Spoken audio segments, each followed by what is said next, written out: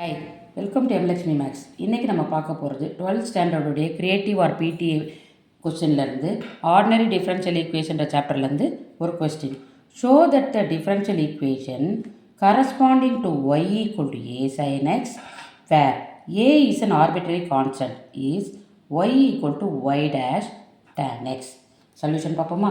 கொடுத்துருக்க ஈக்குவேஷன் என்னம்மா? Y equal to a sine X. இதை இந்த நார்மல் ஈக்குவேஷனை டிஃப்ரென்ஷியல் ஈக்குவேஷனாக மாற்ற சொல்லியிருக்காங்க. டிஃப்ரென்ஷியல் ஈக்குவேஷனாக மாற்றணுன்னா என்ன பண்ணணும்? எத்தனை கான்ஸ்டன்ட் இருக்கோ அத்தனை தடவை நம்ம டிஃப்ரென்ஷியேட் பண்ணணும். ஏ சைன் எக்ஸில் நமக்கு இருக்கிறது ஒரே கான்ஸ்டன்ட் ஏ. அப்போ இதை ஒரு தடவை டிஃப்ரென்ஷியேட் பண்ணால் போதும். அப்போ ஒய்யை டிஃப்ரென்ஷியேட் பண்ணால் டிஒய் பை டிஎக்ஸ்னு எழுதினாலும் ஓகே தான், ஒய் டேஷ்னு போட்டாலும் ஓகே தான். பட் கொஸ்டினில் ஒய் டேஷ் இருக்கிறதுனால நான் அதே மாதிரி போட்டுக்கிறேன். Y dash is equal to a அப்படியே இருக்குது. சைன் எக்ஸை டிஃப்ரென்ஷியேட் பண்ணால் காஸ் எக்ஸ்.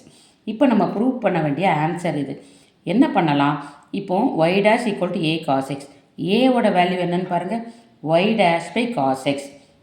இதுலேருந்து டிஃப்ரென்ஷியேட் பண்ணதுலேருந்து எனக்கு ஏவோட வேல்யூ நான் எடுத்துட்டேன். இப்போ கொடுத்துருக்க ஈக்குவேஷன் என்னம்மா? Y equal to a sine x. இப்போது ஒய் ஈக்குவல் டு ஏக்கு பதிலாக நம்ம என்ன வேல்யூ கண்டுபிடிச்சி வச்சுக்கோம்? அந்த கான்ஸ்டன்ட்டுக்கு பதிலாக y dash by cos x. இது ஏக்கு பதிலாக இன்ட்டு சைன் எக்ஸ். ஏன்னா ஏவோட வேல்யூ அதுதான் இருக்குது. So next y equal to y dash into இந்த sine by cos. What is sine x by cos x? It is tan x. So y equal to y dash into tan x. இதுதான் நம்ம prove பண்ண வேண்டிய answer. So solution வந்துருச்சு. Hence proved.